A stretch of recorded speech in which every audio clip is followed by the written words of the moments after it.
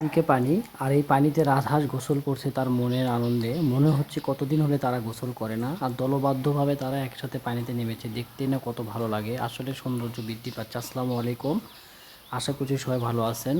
আমি আজকে আপনাদের জন্য নতুন একটা ভিডিও নিয়ে আসছি। দেখতে পাচ্ছেন এই যে আজকে এই যে প্রাচীর দিছে, আসলে আমরা যে চারিদিকে যে পানির জলাবদ্ধতার তার কারণ কিন্তু আমরা নিজেরাই। দেখেন এদিকে পানি গড়তো, কিন্তু এদিকে আর পানি করার সেই অপশনটা নাই। আগে কিন্তু একসময় পানি এই পার থেকে পানি ওই পারে চলে যেত। এখন এই যে কিছুদিন হলো যে বৃষ্টিটা হচ্ছে বগুড়াতে, বিশেষ করে এই বৃষ্টির কারণে জলবদ্ধতা বেড়ে গেছে।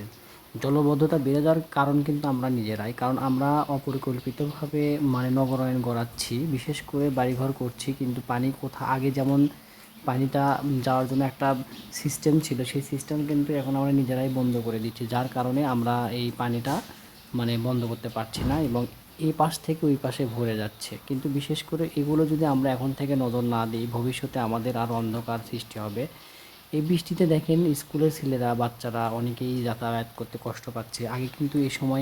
আগে কিন্তু জলাবদ্ধতা ছিল। এই যে এই জায়গাটাতে দেখেন দুই পাশের বিল যেন এক জায়গায় হয়ে গেছে, আর এই বিলের কিন্তু আমরাই কিন্তু দায়ী। পানি যাওয়ার জন্য আগে সাঁকো থাকতো, ছোট ছোট ব্রিজ থাকতো, সেগুলো কিন্তু আমরা নিজেরাই ভেঙে ফেলি এবং নিজেরাই সেগুলো উঠাইয়া ফেলি, যার কারণে আমাদের জলাবদ্ধতার সৃষ্টি বেশি হচ্ছে। কিন্তু এই দিকে দেখেন, এইদিকে হাঁসেরা কিন্তু তাদের নিজেদের যে চাহিদা সেগুলো তারা ঠিকই মেটাচ্ছে, কারণ বৃষ্টি হইলে কিন্তু হাঁসেরা বেশি আনন্দ পায়, কারণ হাঁসদের কিন্তু ঠান্ডা কম লাগে।